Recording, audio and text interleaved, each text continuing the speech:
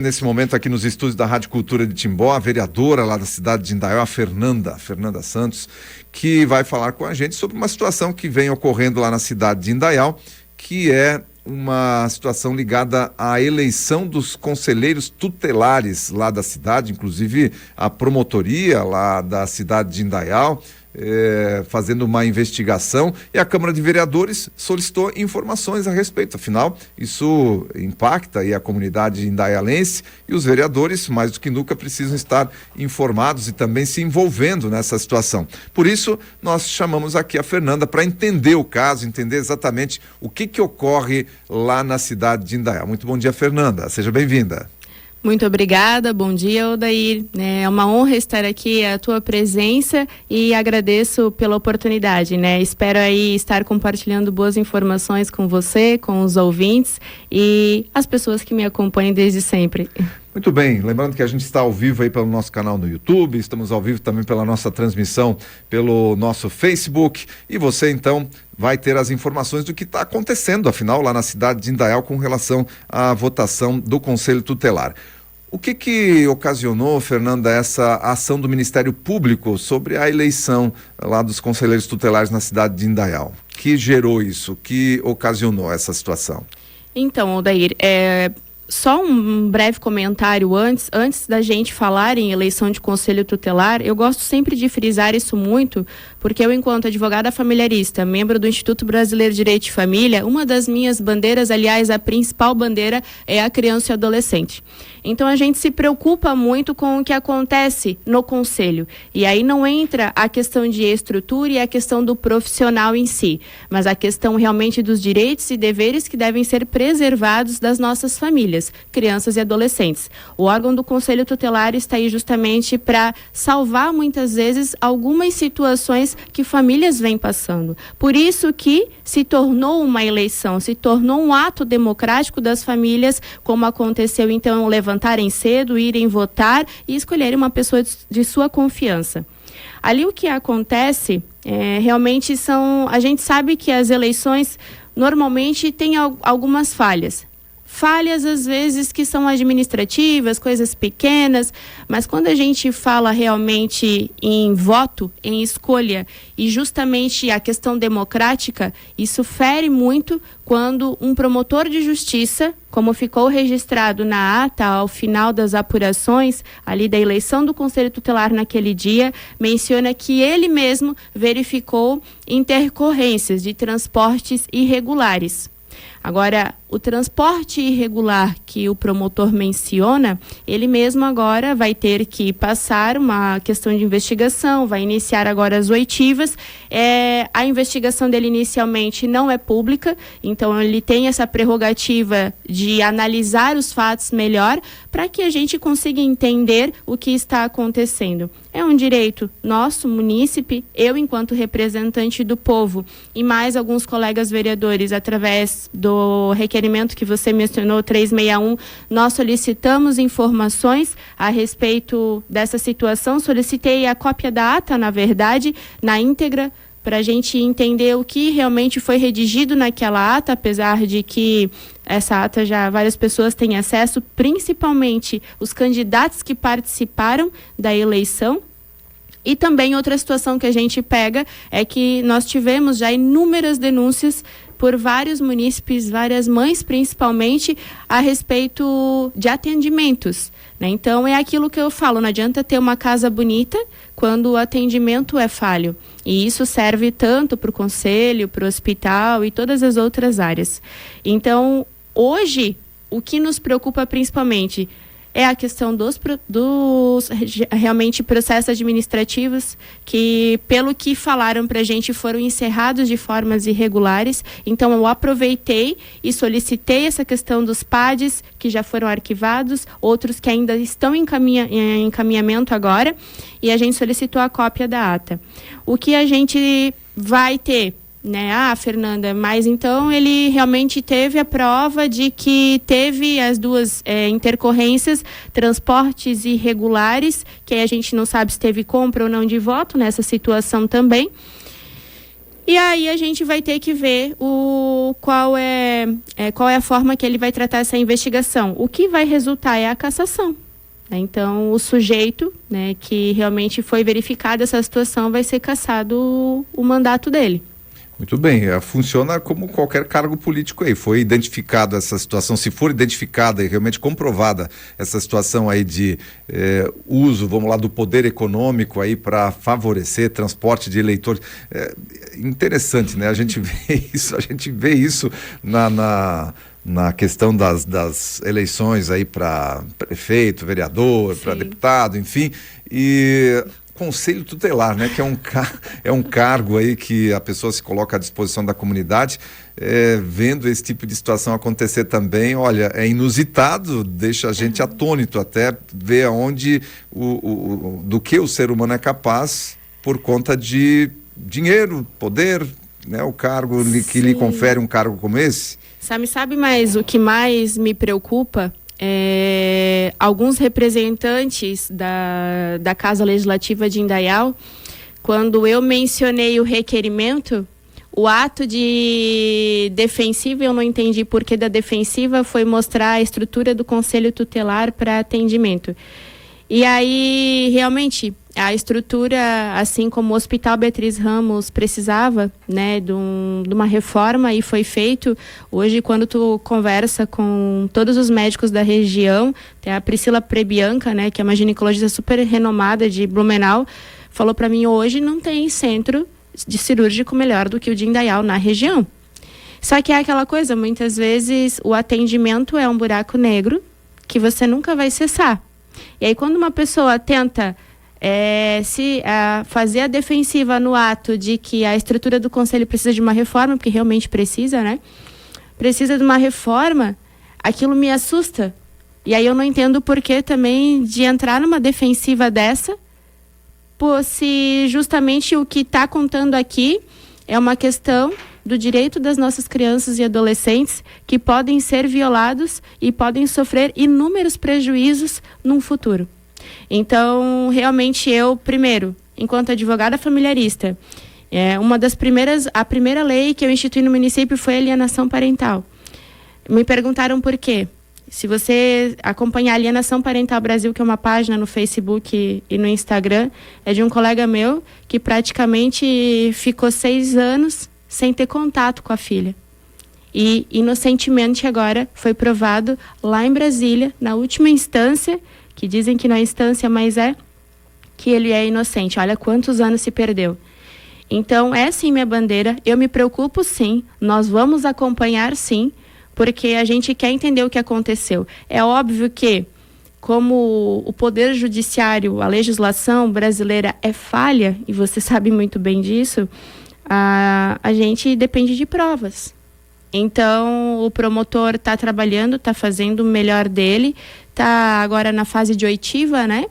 E não é público, a gente hoje não tem acesso, né, a esse procedimento, obviamente, e vamos esperar que realmente a justiça seja feita, porque os candidatos que se dedicaram de forma totalmente legal, isso aí, correta, estão se sentindo muito lesados, né? Eu não sei, não verifiquei outro município na região aqui que tenha acontecido isso, até te questionei agora, né? Verifiquei outros também, não encontrei nada no sentido, então eu espero realmente que a justiça seja feita. E não importa o tempo que for, mas eu acredito que com a preocupação do promotor Felipe Brenner, que é um ótimo profissional, da forma como ele está agindo, não vai demorar. Então, logo, logo nós teremos uma resposta legalmente justa, acredito. Aqui em Timbó a gente percebeu, a gente acompanhou, claro, como imprensa aqui também acompanhou o processo, entrevistou depois as meninas que foram eleitas aqui, algumas inclusive reeleitas, e não houve nenhum tipo de comentário nesse sentido. Houve uma campanha, sim, todos, né? Uns mais, outros menos fizeram campanha mesmo aí pela sua eleição, como uma eleição normal.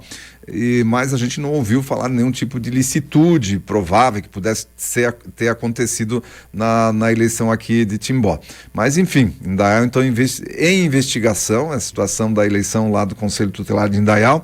Logicamente, como você falou, aqueles que foram preteridos ali na eleição estão agora requerendo que esse processo encaminhe, porque significa que se as pessoas que foram eleitas ali e que estão envolvidas com essa situação tiverem seu mandato cassado, abre espaço para novas duas pessoas. Não sei se daí nesse caso refaz eleição ou os mais votados ali que entram na sequência. Como é que tens ideia de como é que funcionaria esse processo? Sim, então, ele é cassado, né, o candidato ou a candidata, né, que foi quem cometeu essa ilicitude, essa irregularidade, crime, enfim, a gente vai ter que verificar como o promotor vai enquadrar isso. Passando essa fase, então, vai ser chamado justamente por ordem de votação, né? Não tem como ser diferente. E caso o candidato não queira, ele abre mão e aí vem na questão... Vem na sequência, vem em ordem de votação ali. E aí, é claro, eu não sei como que o promotor vai fazer essa questão, mas se vai verificar se teve alguma irregularidade na campanha do candidato também, né, na sequência ou não. Daí é uma questão realmente interna da promotoria. Muito bem, então está sob júdice aí a eleição dos conselheiros tutelares ali da cidade de Indaial e a Câmara de Vereadores também solicitando informações. E você mencionou, Fernanda, que além dessa questão da votação, de possíveis ilicitudes na votação, vocês estão investigando também o atendimento dos conselheiros tutelares, processos administrativos. Você tem algum exemplo de denúncias que você recebeu? Eu tenho um caso, né, como eu falei, agora eu estou apenas no direito imobiliário por vários motivos, mas até ano passado, quando eu estava atendendo muito só direito de família, eu ainda estou credenciada ao IBDFAM, me veio um caso, né, de uma situação, prefiro não citar o nome do conselheiro aqui, mas que chegou ao ponto de quase agredir a mãe. Então, por exemplo, era um caso de um adolescente, o adolescente, ele não queria ir para a escola, mas os pais são separados, a mãe trabalha período integral para conseguir sustentar a família, né, no caso, né, tem mais um filho, e o pai não tá nem aí. Né? Não quer saber, não adianta, já chamaram na justiça, já aplicaram multa, a fase processual que tinha que ser feita foi feita, mas não adianta, né? E o filho não quer saber de ir, ele quer saber de trabalhar, ele quer saber de, né, do dinheiro para ele poder sobreviver, porque o pai não paga pensão, daí tem outro irmão, a mãe não dá conta sozinha. E aí teve uma discussão calorosa, né, entre esse conselheiro e a mãe, e ela nos ligou chorando que ela quase foi agredida. E aí ela disse que tinham testemunhas, que são as vizinhas, e gostaria de levar isso adiante, porque não é assim que se aborda, né? Então, obviamente, a gente sabe que quando se trata de criança é uma situação. Agora, adolescente é totalmente diferente. O trato é totalmente diferente. Então, a gente tem que... mas por que esse adolescente não quer ir? Então, ele quer trabalhar meio período. Então, vamos fazer uma parceria ali com o Senai, com o SESI, com alguma empresa parceira do município, talvez, que queira contribuir ali num expediente de 4, 6 horas, e para que ele possa, né, participar da escola, que é tão importante para que não haja o abandono e a evasão escolar, obviamente. Mas nesse caso em específico, o conselheiro procurou ela me procurou e ficou com medo. Fernanda, eu tenho medo, o que eu faço agora? E nesses casos, Fernanda, que comprovadamente o conselheiro age dessa forma, existem meios para que ele seja advertido, punido, até de repente tenha seu mandato cassado por esse tipo de atitude, comportamento? Tem.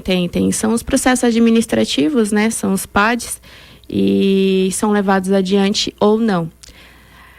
Odaíra, na maioria das vezes, esses procedimentos administrativos, tu sabe que dão em pizza, né?